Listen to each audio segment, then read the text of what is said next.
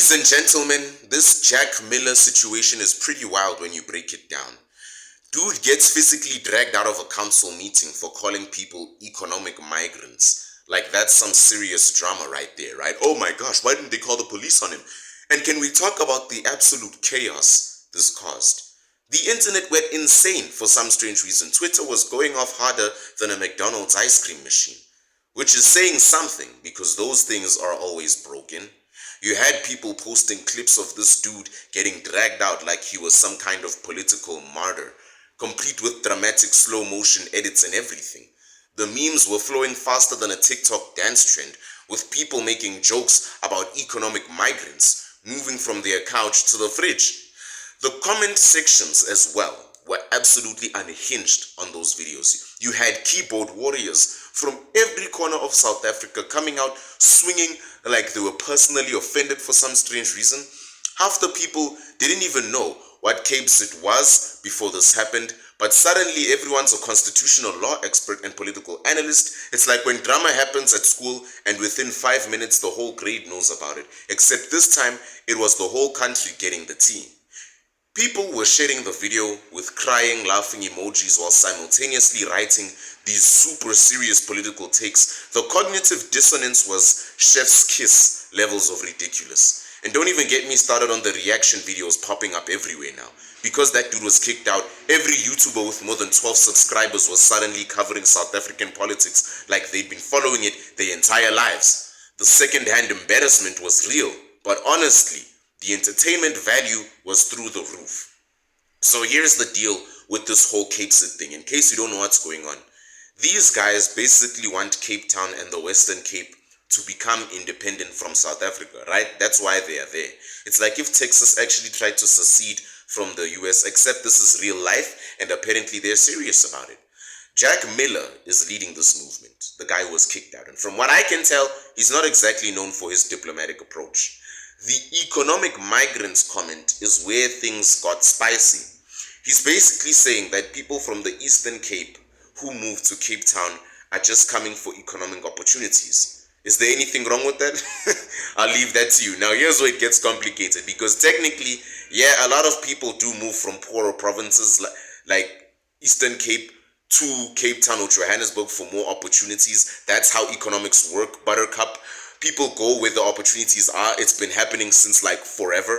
But calling them economic migrants has this really politically loaded tone to it, you know? It's the same kind of language you'd hear in other countries when they're talking about immigration, except these are all South African citizens moving within their own country. It's like if someone from Alabama moved to New York for work, and then New Yorkers started calling them economic migrants. Technically accurate, maybe, but it's not. But it's got this weird other vibe to it. You know what I'm saying?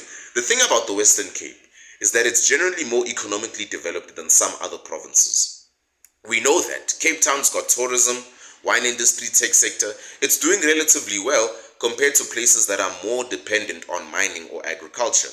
So naturally, people migrate there for opportunities. This isn't some conspiracy tinfoil hat theory. It's just basic economic reality. But here's where the CAPITEC crowd gets their talking points. They argue the Western Cape sends more tax revenue to the national government than it gets back in spending.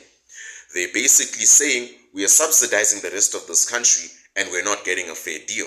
It's the same argument you hear from wealthy regions in lots of countries. California complaining about federal taxes, Bavaria wanting more autonomy from Germany, that kind of thing, you know.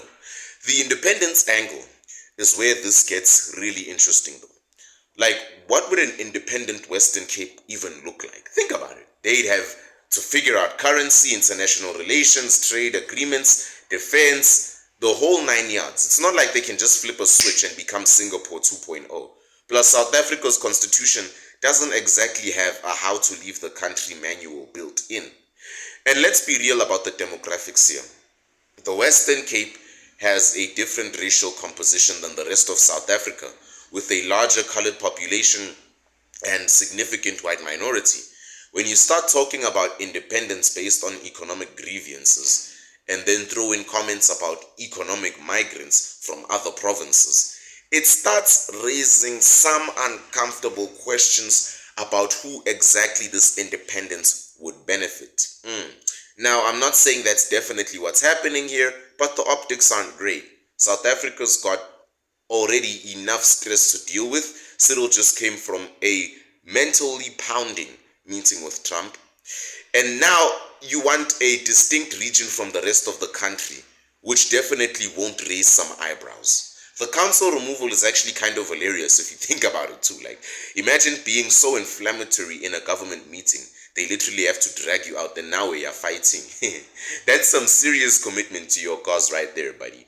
Although I guess it also shows that even in a democracy, there are limits to what kind of language is considered acceptable in official forums for the right reasons. Here's what I want to know from you guys watching.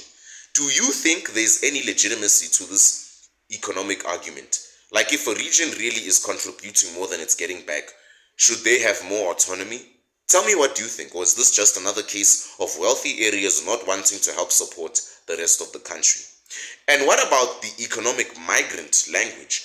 Is that just stating facts about internal migration, or is it deliberately divisive? Because honestly, every major city in the world deals with internal migration. People move to where the opportunities are. That's not controversial. That's just how modern economics work. Tell me if I'm telling lies. Make it make sense. The independence thing though, that's where I'm really curious about your thoughts. Tell me, do you think there's any realistic scenario where this actually happens? Or is this more of a political pressure tactic to get more autonomy and resources for the Western Cape?